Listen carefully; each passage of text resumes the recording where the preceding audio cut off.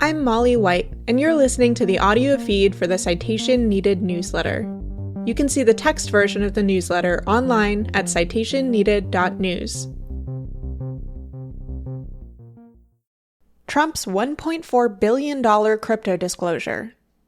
The White House insists there's no conflict of interest as Trump reports $1.4 billion in income from an industry he's deregulated. This issue was originally published on July 1, 2026. President Trump's most recent financial disclosure reveals that he earned more than $1.4 billion in income from his cryptocurrency businesses alone last year. These crypto-related ventures account for more than half of the $2.2 billion in income Trump reported overall, through an unprecedented self-enrichment scheme that has made him and members of his family fabulously wealthy, while investors who bought into his projects have lost money hand over fist. Forbes most recently estimated Trump's net worth at $6.5 billion, a staggering increase from his estimated $2.3 billion valuation as a private citizen in 2024. The bulk of the crypto windfall came from Trump's two primary crypto ventures. He brought in $635 million thanks to a licensing agreement with Celebration Coins, likely an erroneous reference to Celebration Cards, LLC, one of the firms in the web of companies responsible for the Trump meme coins. Another $529 million came via sales of World Liberty Financial's WLFI token, whose buyers are not named in the disclosure but include crypto billionaire Justin Sun. The filing also reports more than $260 million from equity sales in Stablecoin Holdco LLC and WLF Holdco LLC, both entities in the World Liberty Financial tangle of companies. Again, the buyers are not disclosed, but some of these proceeds are likely Trump's share of the $500 million investment by the United Arab Emirates into World Liberty Financial, inked shortly before the White House approved the sale of highly restricted AI chips to the country. That we know the investment came from the UAE, which was simultaneously negotiating deals with both President Trump and World Liberty-connected Steve Witkoff, is known only thanks to outside reporting by the Wall Street Journal.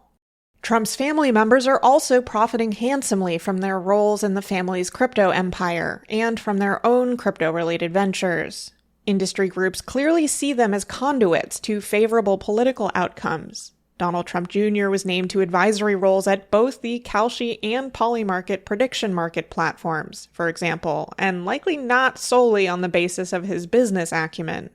That segment of the industry has enjoyed a particularly favorable shift in regulatory stance, with the CFTC, under the control of a single Trump loyalist commissioner, intervening to fight back against state regulators in court cases against these firms. But because they don't serve in formal roles, Trump's family members are not required to file financial disclosures, leaving much of their earnings hidden from public view. Despite this, both sons have met with high-level officials from at least 8 foreign governments since Trump's re-election to talk both business and policy. Even the jaw-dropping $1.4 billion figure is only a partial view into Trump's opaque crypto empire. The disclosure reflects income Trump has extracted from his crypto businesses via token sales, license agreement royalties, and equity sales. But the overall valuation of his businesses and crypto holdings is likely significantly higher, though challenging to estimate. For example, the disclosure notes that Trump holds 15.75 billion WLFI tokens, the token issued by World Liberty Financial. A naive valuation of this asset, simply multiplying its current price on the secondary market by the number of tokens he holds, would put Trump's holdings at more than $920 million. But limitations on when and how he can sell, and the fact that any attempt to unload a substantial amount of them would crash the token price, puts its realistic valuation considerably lower. Trump's financial disclosure estimates its value at, quote, over $50 million. Although it's not clear how that figure was reached, it's among the more transparent estimates in the document. The phrase, quote, value not readily ascertainable appears more than 100 times in the filing, scattered across crypto and non-crypto businesses alike. Among other entries, it appears on the line item for Trump's license agreement with Celebration Coins, an agreement that generated $635 million in income in 2025 alone. As for World Liberty Financial itself, which has not yet released much in the way of a product since it was announced nearly 2 years ago, Trump is, quote, assigned certain economic rights to non-token sale revenues. Trump's share in the business itself, which traces its way back to him via a winding path through the Donald J. Trump Revocable Trust, the Trump Organization, and companies with names like DT Marks DeFi LLC and WLF Holdco LLC, is not estimated in the disclosure. Nevertheless, spokespeople for the Trump Organization have boasted that, quote, the breadth and depth of this filing further underscores our commitment to transparency. At nearly 1,000 pages, it represents one of the most comprehensive financial disclosure reports ever submitted and demonstrates a level of financial transparency unmatched in presidential history. They do not acknowledge that the reason Trump's disclosure is hundreds of pages longer than those of other presidents — Biden's last filing was 11 pages long — is because the president is essentially day trading. Analysis by CBS News found that Trump's investment accounts were averaging 63 trades per trading day, based on a Q1 disclosure. Many of those trades involve companies in sectors where the Trump administration is actively focused on setting policy. Trump holds huge positions in firms like Nvidia — his stake is somewhere between $12.5 million to $58 million, Amazon $9.5 million to $46.5 million, and other companies whose fortunes rise and fall based on decisions made in the White House. When asked about Trump's conflicts, White House spokesperson Anna Kelly stated, quote, neither the president nor his family has ever engaged or will ever engage in conflicts of interest. President Trump proudly made the United States the crypto capital of the world through executive actions.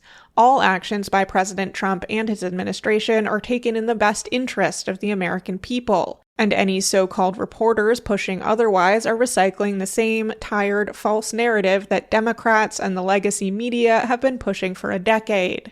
Apparently, it is not a conflict of interest that Trump has just reported over $1.4 billion in income from an industry that his administration directly regulates.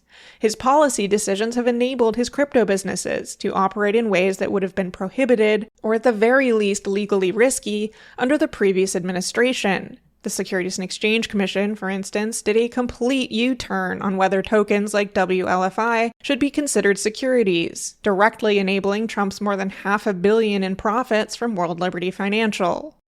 The SEC and CFTC, led by Trump loyalists, have dropped enforcement actions against practically every major crypto company, including Coinbase, Gemini, Justin Sun's Tron, and Kraken.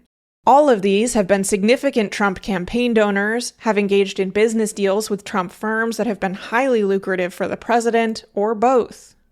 As for making the U.S. the crypto capital of the world, that's certainly one way to describe gutting consumer protections, ending fraud investigations, and letting the industry write its own rules. But who has actually benefited from this supposed achievement?